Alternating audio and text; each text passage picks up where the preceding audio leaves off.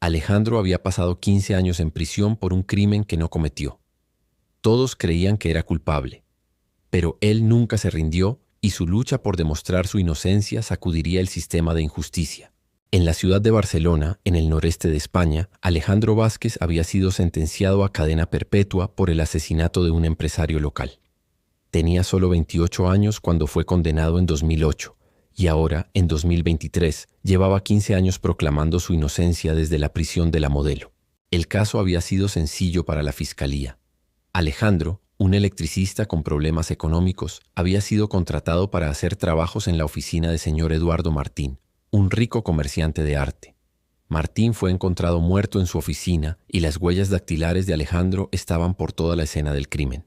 Pero Alejandro sabía la verdad. Él había estado allí ese mismo día para reparar el sistema eléctrico, tal como estaba programado. Cuando terminó su trabajo, Martín estaba vivo y bien. Sin embargo, nadie le creyó. Su abogado defensor había sido incompetente, presentando una defensa débil y sin investigar adecuadamente las evidencias. El juicio duró solo 3 semanas y Alejandro fue declarado culpable por un jurado que había sido influenciado por la cobertura mediática sensacionalista. Durante sus primeros años en prisión, Alejandro cayó en la desesperación. Su esposa María lo abandonó, llevándose a su hija de 5 años, Sofía. Sus padres, aunque inicialmente lo apoyaron, gradualmente comenzaron a dudar de su inocencia ante la presión social.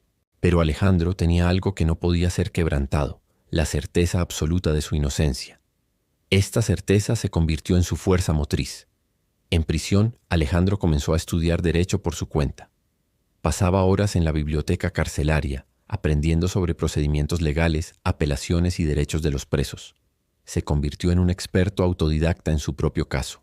Su celda estaba llena de documentos legales, transcripciones del juicio y cartas que escribía a organizaciones de derechos humanos. Escribió más de 500 cartas a abogados, periodistas y activistas, pero la mayoría nunca recibieron respuesta. En 2015, después de 7 años en prisión, Alejandro finalmente logró que una organización de inocencia, Proyecto Justicia España, revisara su caso. La abogada Elena Ruiz se interesó en los aspectos problemáticos de su condena. Elena descubrió que la investigación original había sido superficial. La policía había cerrado el caso rápidamente después de encontrar las huellas de Alejandro, sin considerar otras posibilidades. No habían investigado la vida personal de la víctima ni otros posibles motivos. Pero lo más importante, Elena descubrió que había cámaras de seguridad en el edificio que nunca habían sido revisadas adecuadamente.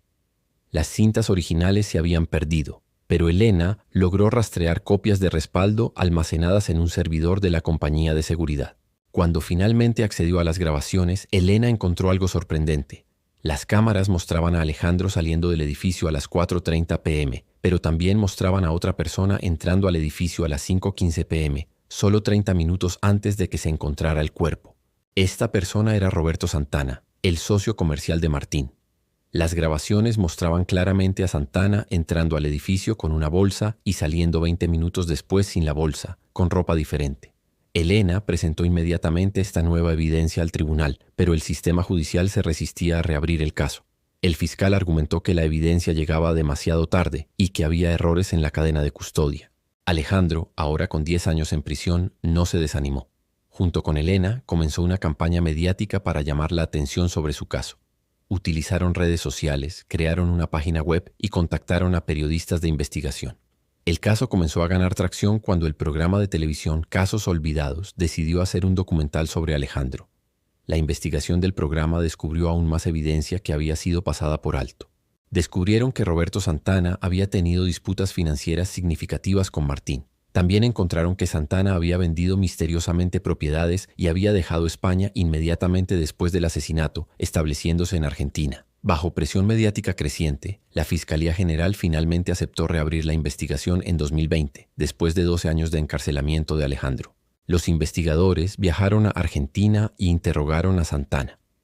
Enfrentado con la nueva evidencia video y la presión de la extradición, Santana finalmente confesó el crimen.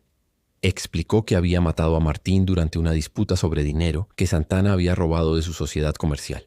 Martín había amenazado con denunciarlo, así que Santana lo mató para protegerse. Santana había sido inteligente.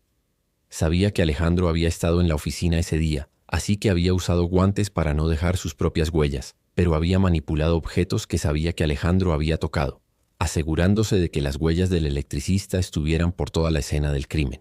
En marzo de 2023, después de 15 años en prisión, Alejandro finalmente caminó libre. El tribunal no solo lo declaró inocente, sino que también le otorgó una compensación de 2 millones de euros por encarcelamiento injusto. Su liberación fue cubierta por medios nacionales e internacionales. Alejandro, ahora de 43 años, había perdido los mejores años de su vida, pero había ganado algo más valioso: la vindicación completa de su inocencia. En su primera conferencia de prensa como hombre libre, Alejandro dijo: «Perdí 15 años de mi vida, perdí a mi familia, perdí mi juventud, pero nunca perdí mi fe en la verdad. La justicia llegó tarde, pero llegó». Su caso llevó a reformas significativas en el sistema judicial español, incluyendo mejores protecciones para acusados indigentes, revisiones obligatorias de casos de cadena perpetua y mejor entrenamiento para defensores públicos. Alejandro utilizó parte de su compensación para establecer la Fundación Inocencia Alejandro, que ayuda a otros presos que proclaman su inocencia. También se reunió con su hija Sofía, ahora de 20 años, quien había crecido creyendo que su padre era un asesino. «Mi padre nunca se rindió», dijo Sofía en una entrevista. «Ahora entiendo que su fuerza venía de saber la verdad. Me enseñó que la verdad siempre encuentra una manera de salir a la luz». Roberto Santana fue extraditado a España y sentenciado a cadena perpetua por asesinato y obstrucción de la justicia. Irónicamente, ahora ocupaba una celda en la misma prisión donde Alejandro había pasado 15 años. El caso de Alejandro se convirtió en un símbolo de las fallas del sistema judicial, pero también del poder de la persistencia individual contra la injusticia institucional. En sus memorias, publicadas un año después de su liberación, Alejandro escribió: «La prisión puede encerrar tu cuerpo, pero no puede encerrar la verdad. Mi cuerpo estuvo preso durante 15 años, pero mi espíritu siempre fue libre porque sabía quién era realmente».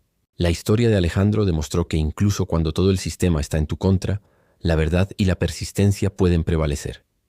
Su viaje de 15 años desde la injusticia hasta la vindicación inspiró cambios legislativos y dio esperanza a otros que luchan contra condenas injustas.